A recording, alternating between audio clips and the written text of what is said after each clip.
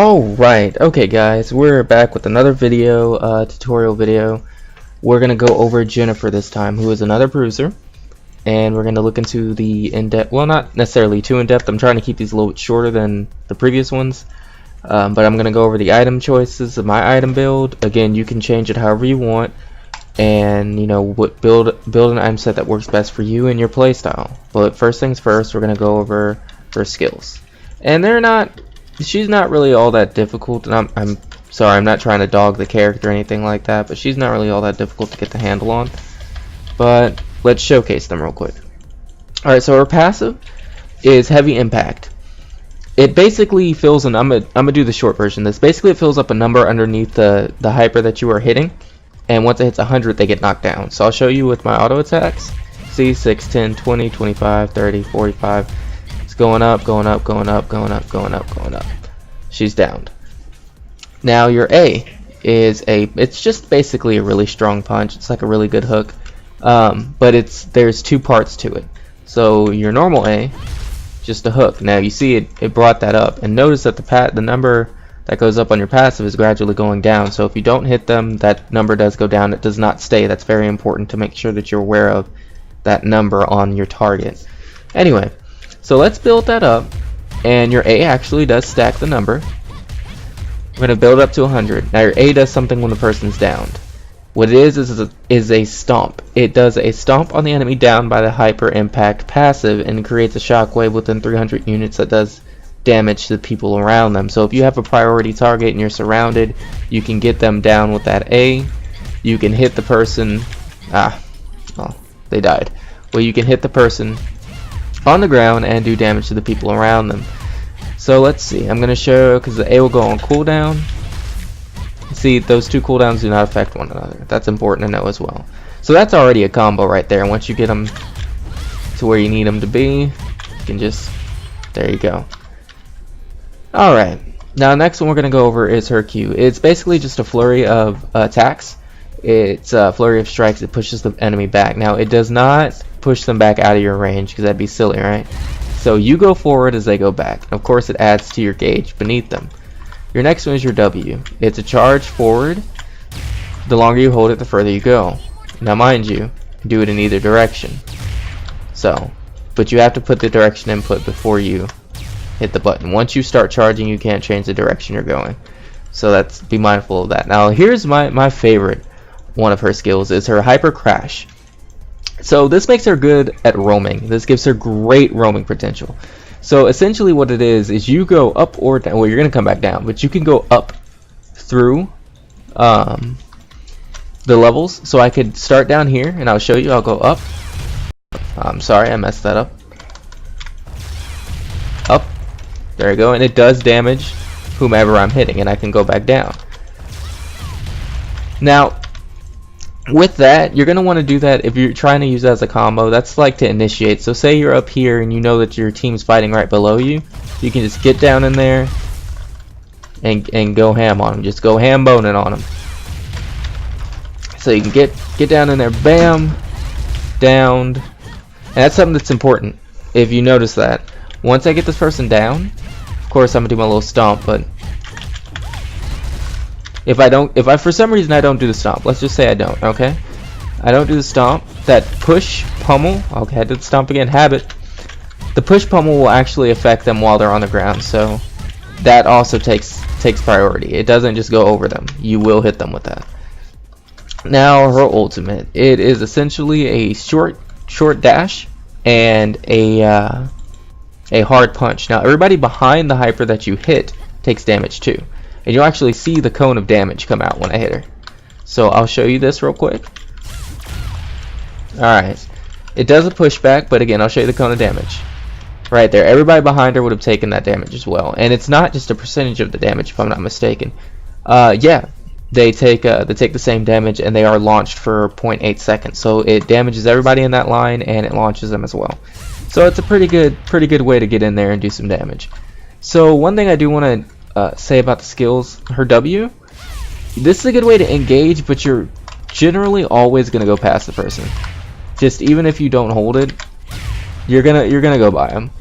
there's no way to really gauge that too well. I mean, you can kind of get the distance yourself if you can eyeball it, but like, see, that was as close as I've ever gotten with coming up and not just being well past them. Well, anywho, so what your primary combos are going to be here is you want to actually get in on them, get that stacked up, and get that done. You do a lot of damage with all of your skills, but being able to have the extra damage when they're down is good. So if you can get them down, and then get that pushback combo going, which again is it's really helpful because it helps you with the damage output that you got going. And once they're that low, it's not much they can do to escape you. She could have started running, then I could have W'd for her. By that point, I probably would have gotten close to her, and then bam, she would have been dead. Alright, now itemization real quick.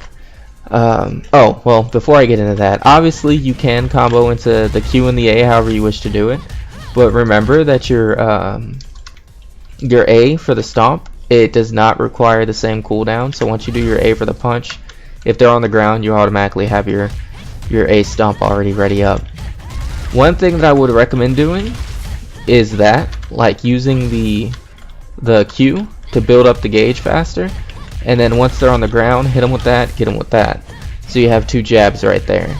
Now you can use your E to just do that, to down the person.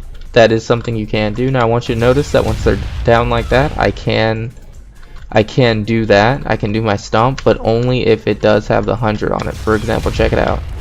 Do you see? If you down them with E, or they're down by any other means other than your heavy impact, it will not proc that skill to change into a stomp. It just won't do it. So if you get somebody down like that, it's just going to be the punch. But if you get them down with your heavy impact, then you're free to do the stomp. Now moving on to items, I'm just going to kind of explain what these do. So for me, with her, because I always get boots first, of course, just how I play out my hypers. With her, I start with defense and movement speed, because I like being able to go in really early. Yeah, you can say, hey, you can go in really early with damage, but typically people don't stray that far off that early in the game. You have your people that play around in the jungle areas, so to speak, that will kind of stray, but in general, you won't have people just straying too far off from one another, and that's smart. You kind of want to keep it close-knit. You'll have someone in about every lane if you want to think of it that way. Or you have the crazy guys that just run it straight down the middle with everybody. Anyway, so movement speed plus 90 and defense plus 15. That helps me get in. Okay, that helps me get in, start stacking my damage, and while I'm damaging at that point, it's building up my 100 on my heavy impact. That way I can do my down combos. Next thing I do is actually attack, defense, and mana regain. So when I go in, I do not have to worry about losing mana. Well, I'm going to lose mana, but I don't have to worry about being out of mana. That way, I can actually set up my combos and have no fear, or very little fear, of getting into a position where I'm out of mana to actually do attacks. That's been an issue. That has been an issue before with not just this particular character, but other hypers. I've been in situations like that where I've kind of screwed myself. I'll be completely honest. Anyway. Another thing that is really good about this item is when the health is below 20%, it grants a barrier for 5 seconds, a 580 damage barrier. So if you're in a sticky situation, you can proc that barrier, or that barrier will proc if it's within the cooldown, because it does have a high cooldown of 100 seconds. It's a little over a minute. So you can be safe and still do your damage. The next item is, again, attack. Now this is the order I go, but you can do it in whatever order you want. Now I did attack, critical rate, and attack speed because I want to hit crits and I want my attacks to go in fast. So when I get those heavy crits, I know I'm doing good. Now, in addition to that, another reason why I wanted the crit is the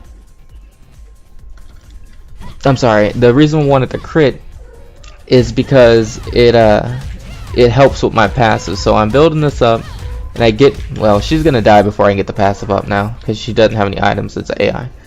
I get the passive up anyway, and I can do more damage with my skills, so on and so forth. Now, this item does have an enhance. It doesn't work on her at all, so it's kind of an iffy item. I'll admit that. This item is something I'll probably trade out later on the more I play her, because it increases regular projectile attack range by 100 units. That does nothing for Jennifer whatsoever. So I will say this right now, you could probably find a better crit rate item for her. This is just one I like to use. The next thing I do is Devil's Jacket. Now I've done Devil's Jacket on a lot of bruisers. I honestly recommend it for every single one that you play. At least have the item in there somewhere. It's explained on almost all my videos. This burning effect that you see around me is what's causing her damage from just being near me. That's what this item does. That's the enhance of it anyway. And of course it gives you defense 35 and max health plus 350, so I'm building my health. Now if you notice that my attack items up here, my defense items back here. I'm a little bit of a reckless player, that's why that is. Next item, defense plus 30, max health plus 300, health regain plus 100%. It's Titan Suit. When max health is less than 30%, all health restoration effects restore an additional 15. So I'm getting more health regain. So basically, when my health goes below 30%, I'm starting to get health regain. If my health goes below 20%, I get a shield. So I'm keeping myself alive without having to worry about, oh, do I have enough life still or whatever. My defenses are keeping me alive, and that's important. Galactic Suit. The reason why I chose this out of all of her specific items is because of the enhance, obviously. My defense will be plus 45, max health plus 400, and movement speed plus 5%. So that gives me time to get in and do what I need to do and stay alive to do it. Now, what it does is it enhances Hyper Crash. The cooldown for movement between floors is -5 seconds. Impact gauge per hit is plus 10. So anytime I hit this person with this, that's automatically 10 on them. So with that being said, if I go up through a floor and I hit somebody, that's 10. Now it also decreases for me as well. It decreases the cooldown for moving between floors by 5 seconds, so that helps me be able to do it more often. Now there's not going to be a lot of situations where you're just jumping up and down, up and down, up and down, up and down, but there will be situations where that does happen, where you have to go in between floors pretty quickly, because people like to try to escape when they're about to die. That's normal. I don't like dying in game. I like living. I like living and actually getting the game done right. Well, anyway, this was a very short tutorial on Jennifer. Bless you. Thank you. And I hope it helps. Again, this item right here is something that you can change out. In fact, I recommend it. It's the only item that I've found right now that helps me with the way I play her. But I honestly recommend, out of all the items in this build, the ESP Assault Rifle, you switch it out with something else if you want crit rate and attack speed. The main reason why I got it is for the attack speed. The crit rate is good, as I explained a second ago. I'm not going to bother with showing me fight the AI because it's a really unfair advantage with all my items procced. Either way, you guys have seen some of these items Frost Edge in play before in other tutorials. But alright guys, this is Jennifer from Hyper Universe, the Hyper that is a bruiser. This is my guide to her skills, her combos a little bit, what each skill does and what items to build on her, at least the item pathing you should go. Just my advice on it. Of course you can build and play however you like, but this is just the way I advise doing it. I hope to see you guys around next time. Have a good day, morning, noon, or night. Whatever it is, get a good JOHOHO in there, and I promise you it'll be better.